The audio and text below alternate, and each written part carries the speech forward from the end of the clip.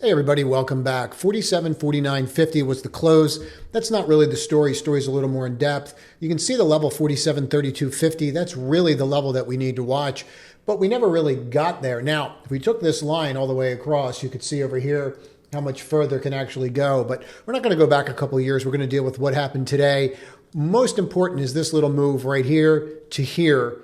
And are we going to make that lower low? And if we just put the most simplest of indicators in, and we have a lot to cover, but if we put the most simplest of indicators in, and we just see exactly where we landed, we can see the negative divergence right here, and where we have the higher high. Let's leave these on for a second so it becomes absolutely glaring. There's your higher high, and there is your high, and then here's your low. You have a higher high and you have a higher low. So you have a negative divergence, and now you broke 70 on here. So that's about as pretty much as bearish as you're going to get from a pattern on the top of a chart. Doesn't mean that you're definitely going to break, but it certainly means you shouldn't be feeling warm and fuzzy about what's going on. Now, I did see some signs and some pockets of strength today. Maybe we're going to have time to get into that. I think we'll get into some of that at the end. But really, for me, what I'm focused on is what exactly happened here and what's going to happen next, and where did we rotate in after the news hit at 2 o'clock on FOMC minutes, and more importantly, what the heck happened at 2:30? And we know that that is obviously a dentist's favorite time of day. There's my dad joke for the day. But we know that's when institutions sell, right? So we already know that. But that's when they start coming in with the volume. And we can see that really clearly. But I want to just show you this on the hourly. So since we began the year, we have not gotten over this 50 on the RSI on the hourly. It just has not happened. Now, yet people say it's 2 days. I don't care if it's 2 hours. You're still not over it. So we can see the slope right here. And again, if you were on the public pre-market call, which we went over, we talked about this. And we talked about as long as this yellow, we go from green to yellow on this hourly cloud, as long as we're here, as long as that's happening, we just are, we're biding our time, we're looking for spots and we're trying. But the majority of trades that we're doing is we're really selling into rallies. You can see how we hit that 20. That 20 is nothing proprietary whatsoever. That's a 20 EMA. Anyone can put that on their charts. It works fairly well as a demarcation line on the futures market, something for the futures traders to use, or just anybody to use. You'll note that that works really well on an hourly chart as giving you a really good demarcation line. But you can see the break and then the rally. And I'm not really crazy about when that happened. So you can see that happened right at 3 o'clock. Didn't happen at 2 o'clock. So it didn't happen on the FOMC minutes. And I saw this really interesting disparity. But let's go through a couple things. Number one, we're yellow. We're no longer green. And that's a really important distinction. To show you the importance of that distinction, you would have to go back all the way to December when you flipped last, how you rallied green, a little bit of yellow, and then green. And since we started Friday at 11 o'clock, we've been nothing but yellow. So that tells you what we're going into and how we're acting. So we shouldn't tell the market what it's going to do. We should just watch it. Now watch this on the 4 hour. If we take a look at this on the 4 hour, we're going to note a couple things. Since November, you flipped and you were green. You have not been yellow on the 4 hour since. And if we come here and take a look at it, we're setting up to start getting yellow. You're not there yet, but you're setting up. Remember, this is 4 hours, so it takes literally 4 hours for that to happen, and you can start seeing how we're rolling. And since we have started since Friday at 10 o'clock, you have not been above that 24-hour EMA. Just have not, it's not happened. Now, my concern here has been that the RSI is oversold and we're due for a bounce. Again, it's a 4-hour chart, so when that's going to happen, we just don't know. Eventually, you're going to get some kind of positive divergence, and you can tell me you don't believe in them all you want. I really don't care. They exist, and they are there. And it's not a leprechaun, but there it is. So they do exist. You can trade them, and they are pretty much everywhere. All you have to do is look for them. Here's a negative divergence. You can see that right here. So they do exist. You just have to look for them. All right. And then look what happened. Okay. This is the hand that we're dealt. This is the 4 hour. Let's go to the Nasdaq. And these aren't even the fun ones. See how you're turning yellow? So we turned yellow for a period of time here, tried to make a lower low. We were unable to, but this is just straight selling at a 45-degree angle. And let's talk about that. Who sells systematically at 45-degree angles? Well, we would say institutions do that, right? Yes. That could also just be ETFs that are doing it because of retail selling. And we're going to talk about smart money, dumb money here. We don't have a choice. We have to talk about it because of what we're seeing. And there's one indicator that I said, if it happens, we have to go over it, and it's happening. So we're going to have to talk about it. But if we take a look at how this is playing out, we can see how we turned yellow here on the 4 hour. When was the last time you were here and you were yellow? It's right here. How'd that happen? For a couple days. Since then, since November, since J. Powell spoke, you can see how this is going and what transpired. Okay. It's not rocket science. Play the hand that you're dealt, not the hand that you want to play, right? I keep waiting for this to end. We knew that this was going to be bad. I didn't know it was going to be this bad, and I'm surprised the names they're going after. And I'm surprised the names that are stopping already. And we're going to talk about that because I thought that was really interesting. So I'm going to really compress this with a lot of information. And then what you want to do is you're probably going to want to watch it a couple times, certain pieces of this, because there's going to be a lot in here tonight. So you can start seeing wide. I'm going to go over a trade also that did not work today and show you how I knew that I had a problem. So if you can see this right here and how you're getting wider and wider, is there anything about that to make you feel warm and fuzzy? Unless you're short, nothing. And then you come here on the 4 hour and this is your breaking. So you want to watch that 16.4, right? You're going to want to watch that level right in here really carefully, 16.487. You don't want to break that. Let's go and take a look at this on a daily and we're going to go to a plain chart. And I do appreciate the fact that I do not have to edit these and just keep them raw. And I just pack in the information by keeping them raw, candidly. But it's a lot easier for me to get a lot of points across instead of worrying about editing. Thank you very much. What did you do? I closed below the 22. When was the last time we closed below the 22? It was here, November 1st. Who spoke that day, right? J-Pow, or some people call him Itchy, right here, 22. All right, so now we broke right here. What is that telling you? That is telling you that bulls or bears are in charge. So I'll walk through it again because I keep trying to hammer this point home. The educators and professors that watch these videos and that are in the community say keep repeating yourself on patterns and what you do. So here we go. 12, this is when I determine if I want to swing trade in something or not. I do not want to do swing trades in the NQ because I'm here. That said, I tried to do a swing trade. Did not work. But here you are in the 12. Here's the 22. Okay. Who's in charge? Bulls or bears? Because I wanted confirmation. I got confirmation today. People say, well, why'd you do the swing trade? I did the swing trade because I need confirmation. Confirmation's a lower low. I got it today. So if you're seeing here, and I can go through that too, and how to read signals, how to determine if they're follow-throughs, how to get confirmed signals. I should do a video on that. Comment below if you want a video on that, or I can work it in one of our videos. But 22, what's the 22 determine? Who's in charge? Bulls or bears? That's what 22 determines. 55 determines what? Institutions. Do I have institutional sponsorship? Yes or no? 200 determines whether or not the bulls, the last of the bulls, have thrown in the towel. 12, do I want to do a swing trade? 22, who's in charge? Bulls or bears? 55, do I have institutional support or not? Okay, save you an inordinate amount of money. I don't care what you're using. I don't care if you're using a 10, a 20, a 50, mark them the same way. I use what I use. You use what you want to use. It really doesn't matter. It's personal preference. I would argue that my way is better, and I'll leave it at that. But let's just keep going. So here we are. Here's the Nasdaq. What rallied the Nasdaq? What failed? I want to go through that really quickly because I thought this was absolutely fascinating today. If I told you that the Nasdaq was going to drop and that you were going to get a doji on the SOX under the 22, that should make you feel warm and fuzzy. We talked about this negative divergence yesterday and said that this could happen. We talked about this. Go watch yesterday's video. That's not the point. We talked about the SOSX and we said that it looks like it's going to rally, but there was nothing technical for me to trade. That said, and it's up $1 or 20% from there, but I don't have a technical pattern. If I don't have a technical pattern, even if I think I'm right, I just won't put the trade on because I don't have anything to work with, right? It's just how I trade. It's not wrong. It's not right. It's just the way that I am. All right. So nonetheless, these things start getting up there. Maybe I'll start taking a look at them, but I don't know if we're just going to pull back or how bad this gets. And there's something that is concerning to me, but I thought this was really interesting. So here's the SOX. Okay, here's XBI. XBI has not broken the 12. SOX has broken the 12 and the 22. How about cloud names? So cloud has broken the 12 and the 22.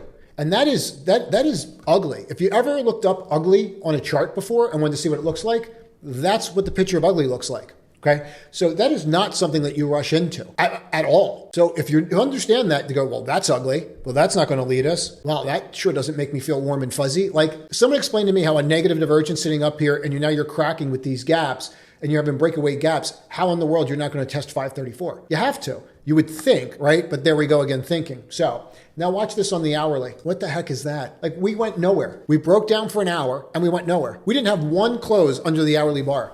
So this is what you want to watch tomorrow and listen very closely to this. Okay, this is an hourly chart. You want to see if you get a 1 hourly close under 542.50. I'm being very specific in this video for a reason. You're at a crossroads and you're going to want to watch this stuff really closely. And I'm going to show you why in a moment. But you're at a crossroads. So you're really going to want to pay attention to this. Okay, because this can just be straight up tax selling and things like that.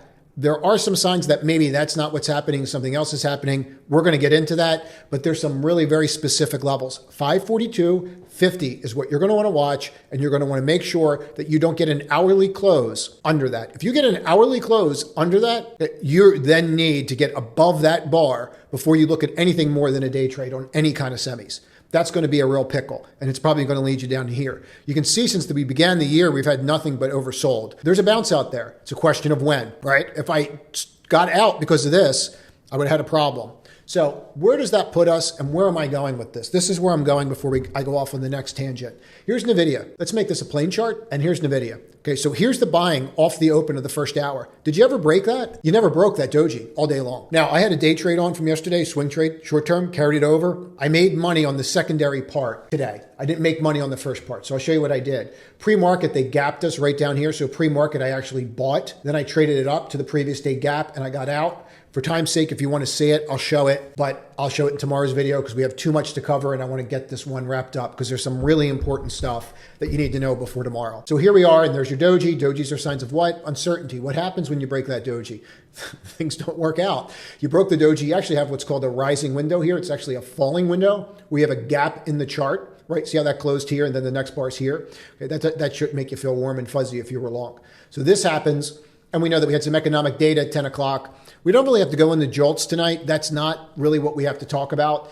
JOLTS was in line. That's all you need to know. I just saved you a half hour. So if you're sitting here looking at this, you can see the reversal. Breaks, tries to reverse, close, reversal of that, pretty much the worst case scenario. But then you don't break. You just start bouncing around down here. Bad news, Nasdaq drops, who cares? Nasdaq drops, Russell drops, who cares? AMD, 5-minute bar, drops. Looks like it's going to take out a low. What do? The old reversal, right? We're going to break. Here's your confirm bar right here. What's the next bar? Rips it up. Come down here, get all the stops, boom. And then you can't get past the open all day long. So whoever bought at the open got out. But at the end of the day, you didn't go anywhere. So what does that mean? And what is that doing for us? Well, that's telling us absolutely that these might be tired. They really might be tired. So then you go, okay, well, how do you know that? I don't know that. I'm telling you that we didn't go down.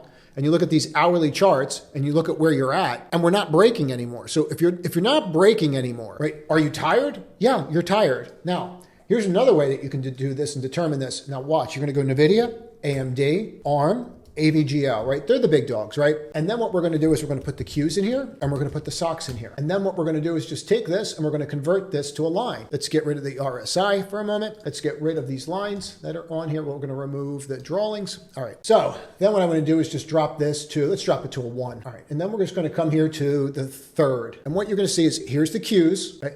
And then here's NVIDIA, ARM, SOX, AMG, AVGO. So you can determine right here which ones that you should be looking at. But if we go here and go, well, here's the Qs, and this is where the Qs open. Qs open somewhere up here, right? And then let's get rid of that for a second. Let's drop it to level right here, because that's where we opened. Okay, so we're going to use that gap right here. All right, so there's the Qs, and you can see what happens as we took out the lower low. If you take a look at how we traded on these names, you're going to notice a couple things. Not all of them, when we took out the lows on the Qs, did we take out the lows on all the names. And that's a really important distinction. So as this broke down, did ARM break down or did ARM go higher into the end of the day? Did AVGO go higher into the end of the day? Did AMD go higher into the end of the day? So what did the SOX do? The SOX followed the Qs. Well, what names didn't? AVGO held its ground, but still came near the lows. AMD, the SOX did come up, but ARM also came up. See the trajectory of ARM versus the Qs? See the trajectory of ARM versus the SOX? Okay, so by doing this simple thing, you can determine what names you want to look at. Now, here's something else that you could do. You could say, okay, well, here's the low point of that particular time at 204 on the Qs. Okay, and then you could go to 204 on, let's take ARM, 204, because that's that little low right there. That's why we're taking 204. On NVIDIA, 204, right? We're just going through it, and I'm going to stop saying 204 so you don't get annoyed. Where I'm going with this is the jolt down when they read the FOMC minutes. The Nasdaq broke that 204 level. Did NVIDIA break its 204 level? Did ARM? Did the SOX? Did AMD? Did AVGO? Okay, none of those names broke that 2 o'clock level. All right, that is extremely powerful. And this makes me think that we may be getting washed out of semiconductors. Does that mean that you rush into them? No, it does not. But it does mean that it's something that is a data point that you might want to pay attention to. Look at that. It's trading up $1 after hour. Okay? So we'll see what happens tomorrow. Give it more than 2 hours. So okay, so we have that done and we understand what's going on there. Okay, let's go to the next thing that's really important. So what the heck happened today with the Russell? Well, people will say, well, the FOMC minutes, that's what got the Russell down. So I had a trade in the Russell at 2 o'clock when I read the Fed minutes, because to me, it was really clear what was going on there. And what was going on in the Fed minutes was that they are going to slow down what they're doing on the balance sheet, meaning the amount of stuff that they were dumping out, they're going to slow down what they're dumping. Now, anyone that knows what that means, if you don't dump, you're not adding pressure. If you're not adding pressure, I'm going to get all this stuff off. If you're not adding pressure, what does that mean? Well, that means that you're not putting pressure. You're not putting selling pressure on the market. That could actually be reviewed and looked at as a possible cut to the market. Even Powell said that himself. So we're going to drop this now to a 1 minute. And what we're going to do is just drill this back. And let's do it this way because this is going to bother me. So we're going to just go IWM. We'll leave TNX. And then we're just going to go here to 3 o'clock. You're going to notice right around, here's the dollar, here's IWM, and here's the bond market. Okay, so I have this saying. And what it is as the dollar drops, right? So the dollar does what? Drops, okay? And then people buy bonds, so yields do what? Yields drop, equity prices go higher. Specifically, IWM goes higher because they're more linked, right? So what should IWM be doing as they're buying bonds? Which, as the dollar's dropping, it should be going up. What's it doing? It's going down. This is a problem. So I was long TNA and I was feeling warm and fuzzy. And then all of a sudden, it changed on me. Now, this is where this trade gets super interesting. And I think that this is worth paying attention to. And stay with me because we still have to go through smart money, dumb money. And I'm trying to pack all this in as fast as possible because I know it's a weekday. But I can get really in depth with some of this stuff. But this is really important. All right, so here we are with IWM, the TNA trade. That's why I got out of the way. Take a look at this, and let's go look at it this way for a minute. Let's go to candles. Let's go to here, and let's look at a 5. And let's get rid of this. Let's get rid of those drawings for a second, and we're going to get rid of the 55 and just leave this in. So the data hits. When you start reading the data, it becomes really clear that this is actually going to be positive, right? This is going to be positive for small cap names. It's why the bond market rallied. It's why we saw what we saw. Even move, the volatility index dropped. All right. And we'll cover that tomorrow morning in the pre-market. We're not going to have time tonight. So as we're pushing up, okay, this is that 225 level, right? 225 going sideways, right? 2 o'clock, we're never breaking when FOMC minutes hit. There's nothing that came out at 2:30 that remotely said, by the way, FOMC minutes are a disaster. People are going to say, oh, it's CNBC saying things are cheaper in, some other place in the world. It doesn't work that way. You can see the rally, right? And so this is really important because look at the outsized buying. So I have about as clear of a signal as I'm going to get going into 230 that I need to get. And what do? They pull the flim flam, breaks out, gives me a doji, breaks the doji. As soon as I broke this bar, I'm like, something's wrong. So this is where my stop was on a portion. And then as soon as I broke, my other stop wasn't even triggered. And I just said, I have to get out of the way. Take this from something. If you take something from this, take this. If you're in a trade and the stock is not acting the way that it's supposed to on the news, then you don't know something.